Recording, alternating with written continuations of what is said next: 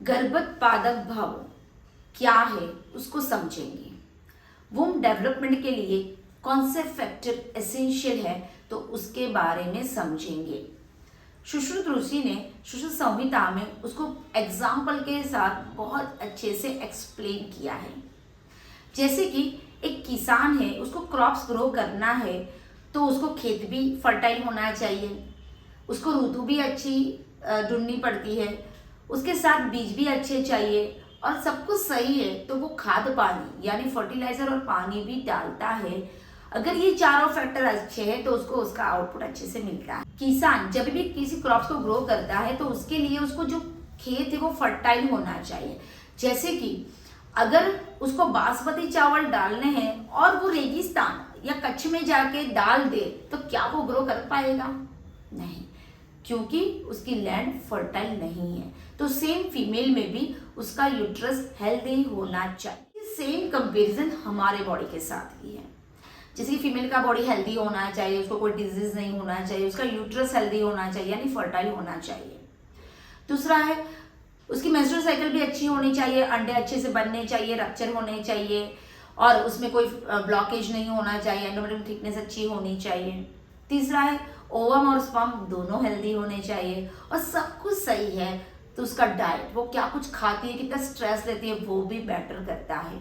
अगर ये चारों चार फैक्टर प्रॉपर है तो उसको आराम से प्रेगनेंसी कंसीव हो जाती है। तो चलिए ये चारों चार फैक्टर को वन बाय वन समझने की कोशिश करते हैं। सबसे पहला है ऋतु। ऋतु यानी फीमेल का जो मेंस्ट्रुअल साइकिल है वो रेगुलर होना चाहिए। जनरली 28 to 30 डेज का वो मेंस्ट्रुअल साइकिल होता है तो वो उसका रेगुलर होना चाहिए। जब वो रेगुलर होता है तो ओव्यूलेशन 12 to 16 डे के बीच में हो जाता है तो फीमेल का वो कंप्लीटली रेगुलर होना चाहिए।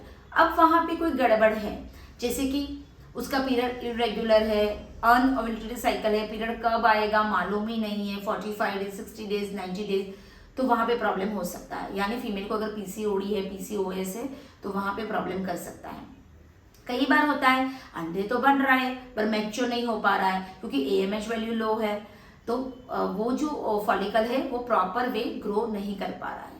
अगर वो ग्रो कर पा रहा है तो वो अंडा फूट नहीं रहा है यानी रप्चर नहीं हो रहा है। अब जब अंडा रप्चर ही नहीं होगा तो उसमें से ओवम कैसे बाहर निकलेगा, तो वो भी वहां पे प्रॉब्लम कर सकता है। कई बार होता है कि एंडोमेट्रियम यानी यूट्रस की जो वॉल है वो पतली होती है, थीन होती है, तो ओव्यूलेशन तो हो गया बट इम्प्लांटेशन में प्रॉब्लम आता है। तो ये सब फैक्टर ऋतु के साथ कंसीडर कर सकते हैं। सिमिलरली सुश्रुत ने ये भी कहा है कि ऋतु के साथ एज फैक्टर भी मैटर करता है। यानी फीमेल की एज जो है पहले के ज़माने में 18 to 23 वो लोग कंसिडर करते हैं, बट अगर हम अभी की बात करें तो 23 to 27 होनी चाहिए। तो उस टाइम पे अगर वो कंसीव करती है तो आराम से प्रेगनेंसी कंसीव हो जाती है। मेल में 25 to 30 एज उसकी कंसिडर की जाती है। मेल में 25 to 30 कंसिडर कर सकते हैं। सेकेंड है क्षेत्र। क्षेत्र यानी खेत। तो फीमेल का बॉडी हेल्दी होना चाहिए, मेल का बॉडी भी हेल्दी होना चाहिए। फीमेल की बॉडी में यूट्रस हेल्दी होना चाहिए। कई बार आपने देखा है कि प्रेगनेंसी कंसीव हो गई बट इम्प्लांटेशन नहीं हो पा रहा, या तो यूट्रस में मल्टीपल फाइब्रोइड है या बहुत सारे पॉलिप है तो वो प्रॉब्लम कर सकता है, या फिर फैलोपियन ट्यूब जो होती है यानी जो नली होती है उसमें अगर ब्लॉकेज है तो अंडा तो बन रहा है बट वहां पे आ ही नहीं रहा है तो वो भी तकलीफ कर सकता है। तो अल्टीमेटली यूट्रस हेल्दी होना चाहिए। तीसरा फैक्टर है बीज। किसान अगर बासमती चावल डालेगा तो बासमती मिलेगा, अगर वो नॉर्मल वाले डालेगा तो नॉर्मल मिलेगा। सेम यहाँ पे स्त्री बीज और पुरुष बीज दोनों हेल्दी होने चाहिए। कई बार होता है ना ओव्यूलेशन में दिक्कत आती है तो अंडा नहीं अच्छे से बन पाता है। अगर ऐसे ही अंडे से प्रेगनेंसी कंसीव हो तो वो नहीं एम्ब्रियो बन पाएगा। सेम मेल में जो है उसकी जो स्पर्म है उसका काउंट अच्छे होनी चाहिए। कई बार होता है मेल में काउंट अच्छे है बट मोटिलिटी कम है, या कई बार होता है कि ओलिगोस्पर्मिया की प्रॉब्लम है यानी काउंट बहुत लो है। और अगर काउंट भी अच्छे है, मोटिलिटी भी अच्छी है तो एब नॉर्मल फॉर्म्स ज़्यादा होते हैं। यानी जो स्पर्म है उसका हेड, नेक और टेल होता है। तो कई बार हमने देखा है कि हेड में डिफेक्ट होती है या फिर तेल में डिफेक्ट होती है या मिडल पीस होता ही नहीं है। अब ऐसे स्पर्म से अगर कंसीव होता है तो वहाँ पे आपने सुना भी होगा कि प्रेगनेंसी तो कंसीव हो गई है बट हार्ट बीट नहीं आए हैं, तो वो वहाँ पे अफेक्ट करता है।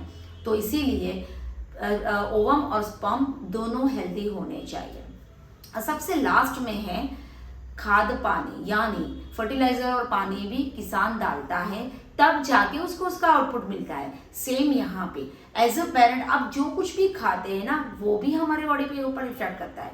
कई बार होता है कि कंसल्टेशन के दौरान कपल कहते हैं कि मैम डाइट को क्यों फॉलो करना, उसमें क्या प्रॉब्लम है, बट नहीं, आप जो कुछ भी खाते हैं वो बॉडी पे जाके इफेक्ट करता है। तो आपको फर्टिलिटी डाइट लेना बहुत जरूरी है। अब एज अ कपल आपके अगर ये चारों चार फैक्टर प्रॉपर है, यानी खेत भी अच्छा है, बीज भी अच्छे हैं, ऋतु भी अच्छी है और आपका डाइट भी अच्छा है, अगर ये प्रॉपर है तो आपको आराम से प्रेगनेंसी कंसीव हो ही जाती है।